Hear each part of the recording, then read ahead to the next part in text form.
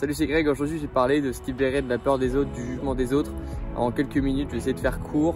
Et excuse-moi si le son n'est pas incroyable, mais justement, je suis en train de m'exercer moi-même à faire ce que je te dis, à pas avoir peur du regard des autres, parce que je suis dans un endroit où il y a beaucoup de gens qui courent. Et là, autour de moi, il y a plein de gens qui passent, qui se demandent qu'est-ce que je fais comme ça avec mon téléphone.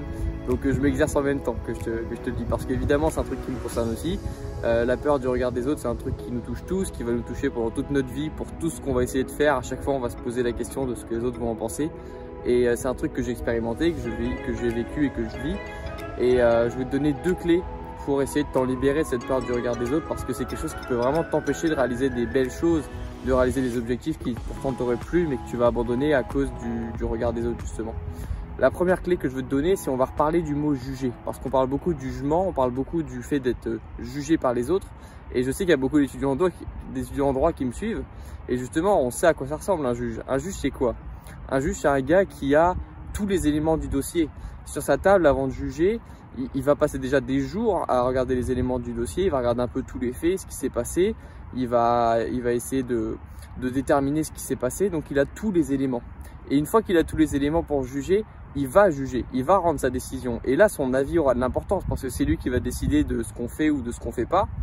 Et tu vois, souvent les personnes qui vont juger ce que tu fais, bah, c'est pas des bons juges. C'est des personnes en fait qui vont arriver comme ça d'un moment à l'autre, qui vont tomber sur ce que tu as dit ou ce que tu as fait à tel moment et qui vont donner leur avis.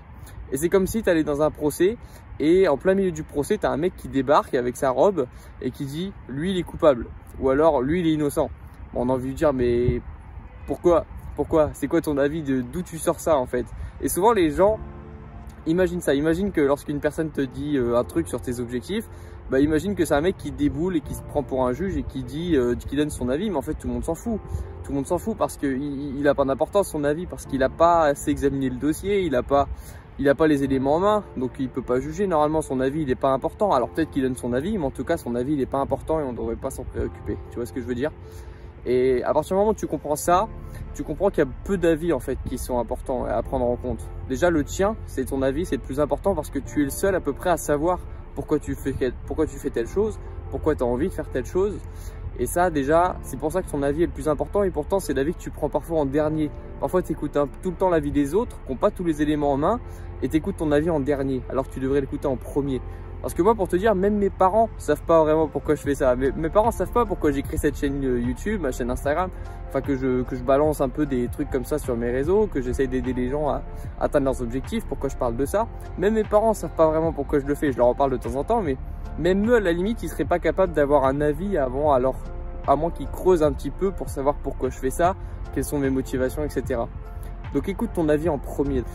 Et le deuxième élément, c'est le fait d'avoir ta voix dans ta tête. Souvent, je vais t'expliquer. Parfois, les voix que tu as dans ta tête, c'est les voix que des autres t'ont mis en fait dans ta tête.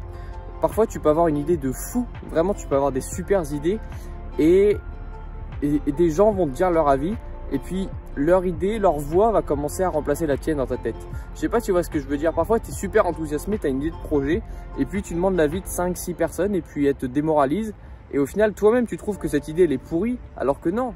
C'était l'idée, ça c'était la voix des autres. Et souvent la voix que vont donner les autres va remplacer petit à petit ta voix et vont t'intégrer dans ta tête en fait. Et tu entendras la voix des autres et tu penses que c'est ta voix. Mais non, c'est juste la voix des autres qui sont venus dans ta tête et qui vont remplacer ce qui aurait pu pourtant être un beau projet ou une bonne idée. Et c'est comme ça que naissent aussi comment ça s'appelle, les complexes. C'est comme ça que naissent les complexes. Parce que quand tu nais, t'as pas de complexe. Quand tu nais, tu sais, t'es pas bébé, enfin quand t'as 6 ans, tu dis pas ah putain j'aime pas mon visage, j'aime pas. Non, tu t'en fous en fait. T'es un gosse quoi. Et les complexes ils naissent comme ça. C'est quelqu'un un jour qui va te dire quelque chose sur toi, et puis tout d'un coup dans ta tête tu vas entendre cette voix, et puis en fait cette voix que tu as entendue, ce reproche que tu as fait quelqu'un ce jour-là, tu vas l'intégrer et puis après tu vas trouver que toi aussi, ouais, ça va pas chez toi, ça va pas chez toi. Et puis au final, c'est comme ça que naissent les complexes, tu vois. Et moi, ce que je te recommande, c'est d'avoir que ta voix dans ta tête, encore une fois.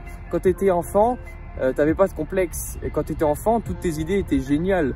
Et j'aimerais que tu gardes un peu cet état d'esprit d'enfant et que tu restes un peu un enfant, parce que parfois c'est bien d'être un enfant. L'enfant, il s'en fout un peu des critiques. L'enfant, il est pas complexé. L'enfant, il va au bout de ses projets et même s'il se foire, eh ben, il y va quand même, tu vois. Donc reste un enfant. reste un enfant. Donc ça c'était le deuxième point. Et le premier point c'était de pas prendre pas prendre trop à cœur la vie des gens lorsqu'ils n'ont pas les éléments en main. Voilà. Donc déjà avec ces deux clés, je pense que tu vas vraiment pouvoir te libérer du regard des autres. Et d'ailleurs je me rends compte que moi maintenant je m'en fous complètement en fait des gens qui passent.